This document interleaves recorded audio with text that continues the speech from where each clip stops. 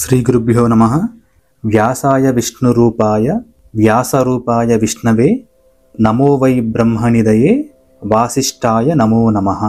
వ్యాస మహర్షి రూపంలో ఉన్నది విష్ణువే, విష్ణువు రూపంలో ఉన్నది వేదవ్యాసుడే. వశిష్ఠ మహర్షి వంశంలో జన్మించిన బ్రహ్మజ్ఞాని అయిన అట్టి వేదవ్యాస మహర్షి వారికి నమస్కారములు. వ్యాసం వశిష్ఠ నప్తారం శక్తే పౌత్రమ కల్మషం పరాశరాత్మజం వందే సుఖతాతం తపోనిధిం.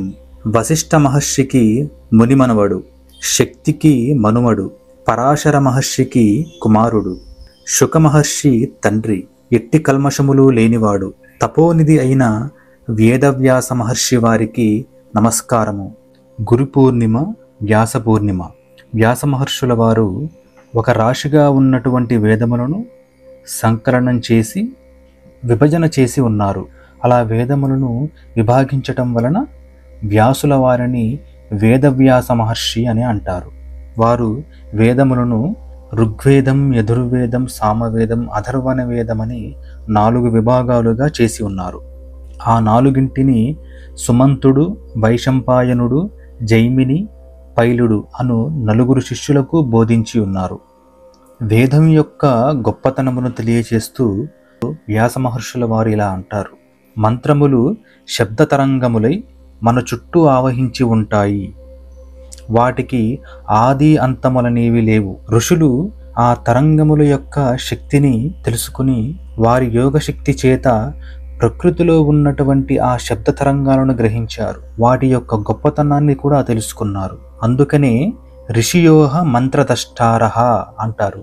అంటే ఋషి అను పదానికి మంత్రాన్ని దర్శించిన వాడు అని అర్థం కూడా వస్తుంది. ఎలాగైతే అర్జునుడు పరమాత్మ యొక్క విశ్వరూపాన్ని దర్శించాడో అలాగే ఋషులు యోగశక్తి వల్ల జ్ఞాననేత్రంతో ఆ మంత్రస్వరూపాలను దర్శించగలిగారు. ఆ వేదములు లిఖిత రూపంలో కాకుండా గురు శిష్య పరంపరగా మౌలిక రూపంలో మనకు అందించారు. అత్యంత శక్తి కలిగినటువంటి ఆ వేదములను సమర్థత కలిగినటువంటి గురువు వద్ద అభ్యసించాలి, స్వరంతో నేర్చుకోవాలి. ఎందుకంటే వేదానికి శబ్దం అత్యంత ప్రధానం. అదేవిధంగా వ్యాస మహర్షుల వారు 18 పురాణాలను కూడా రచించి జ్ఞానము, భగవద్భక్తి కలిగిన సూతునకు వాటిని ప్రచారం చేయమని ఇచ్చి ఉన్నారు. తరువాత అనంతములైన వేదములను సంగ్రహంగా బ్రహ్మసూత్రాలుగా రాశారు. ఆ బ్రహ్మసూత్రాలకు గొప్ప గొప్ప ఆచార్యులు వ్యాఖ్యానాలు చేసి ఉన్నారు.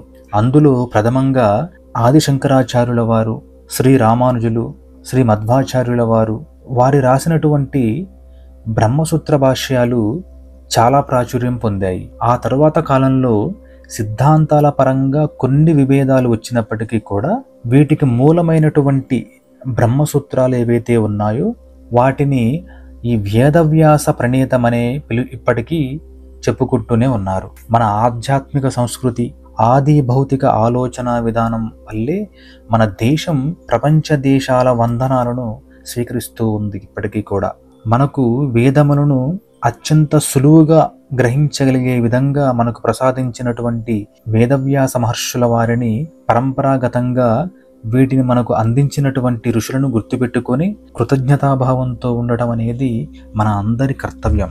అదేవిధంగా వేదములతో పాటు ధర్మసూత్రములు కూడా ఉన్నాయి.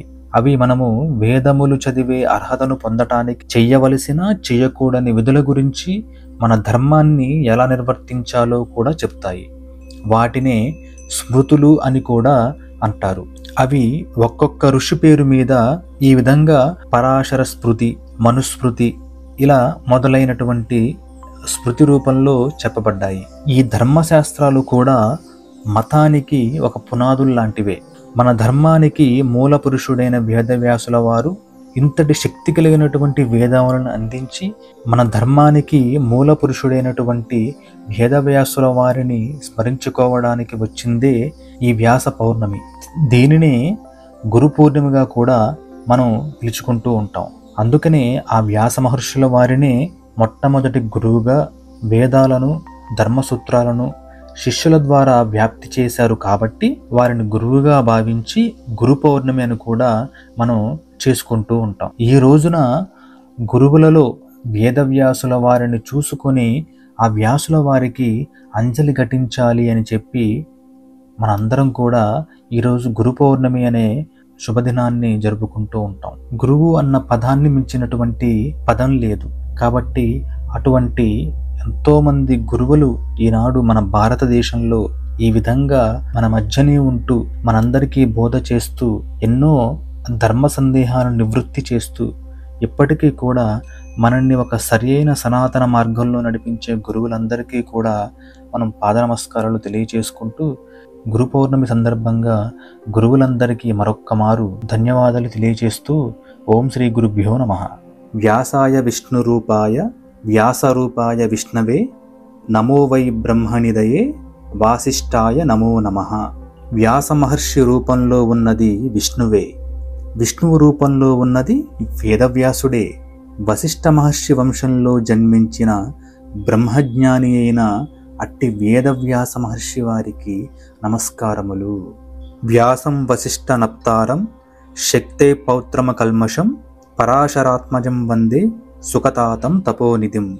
వశిష్ఠ మహర్షికి మునిమనవడు, శక్తికి మనుమడు, పరాశర మహర్షికి కుమారుడు, శుక మహర్షి తండ్రి, ఎట్టి కల్మషములు లేనివాడు, తపోనిధి అయిన వేదవ్యాస మహర్షి వారికి నమస్కారము.